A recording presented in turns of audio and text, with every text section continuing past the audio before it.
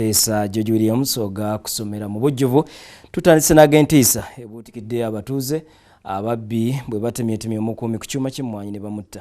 Bino bibadde ku kyalo Kinoni ekisangibwa mu ggombolola y'Ekiseka mu disitulikiti ey'e Lwengo.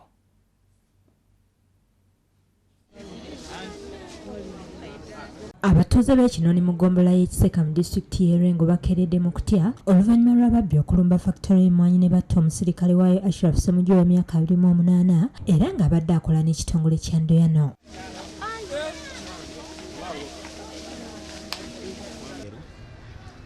Kisaanidde nga mpabula buwabuzi kisaanidde abantu bakuume nga babiri oba bana ku buli kaadi kubanga nze neetegerezaako nga alabika yabadde omu bakozesa omu.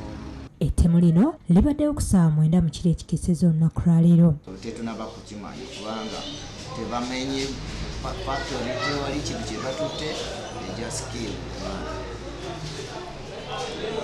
connecting to our bosses in the district. Soka abavubuka abafa abamu bakyagala kukola baagala nnyo ebintu by'obwereere kati okusinziira ku mbeera eyattiddwamu omusirikale ono kiraga nti abadde yalemesa ababbi okujja okubba wano kati ne balaba nga ekibanguyira ku kisooka okumala okukola okumala okumutta naye nga tuvumirira ettemu. Abasuubuzi mu kitundu ekyo baweereddwa amagezi okutandika okwewandiisa n'okuwandiisa ebintu byabwe. Buli ku kyuma n'ebifaananyi buli muntu ng'alina ekifaananyi kye tukiteeka ku poliisi tumenye nga tumanya wa gye yava ne gye yava. Poliisi esobodde okukwatayo omuntu omu Waswa Musso ajjambeko mu kunoonyereza. Abamu ku bakuumi abadde bakola n'omugenzi basabye bakama baabwe okubongera ku mmondo. Basabye gavumenti batusobole okutwala emmundu mu nnaku ezitali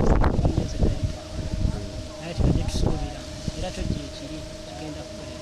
Akulira okunoonyereza ku buzzi bw'emisango ku poliisi y'e Kinoni Alex Odadala akakasizza ettemu lino n'okukwatibwa kwa Ssemuso.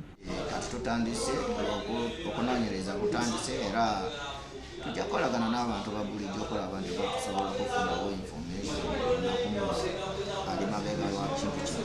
Omulambo gugiddwawo ne gutwalibwa mu ggwanika ly'eddwaliro ekkulu e Masaka okwongera okwekebejjebwa. Haruna Mugerwa yakusakidde eggulire lino ku Lwabukedde TV.